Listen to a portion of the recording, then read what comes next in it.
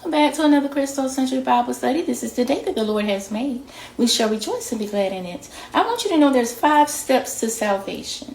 Okay, the 5-finger gospel, hearing the gospel, believing in Jesus Christ, repenting of sins, confessing faith in Jesus, being baptized from the water and risen to the newness of Christ. And these actions takes forgiveness of sin. And then we begin our relationship with Jesus Christ. We hear, we're exposed to the message of the gospel, which is the good news of Jesus Christ, that I was born, I'm born again. When I say, Lord, I know I've sinned and fallen short of your glory. Lord, the wages of sin is death. Lord, while I was yet sinner, you died for me. Lord, if I confess with my mouth and I believe in my heart that you died for me, I will be saved. Truly, truly, I say to you, you hear my word and believe, and who has sent me, you shall receive eternal life, and you shall not come into judgment, and you shall not die in your sin. Believe him today. Say, dear Lord, forgive me for my sins.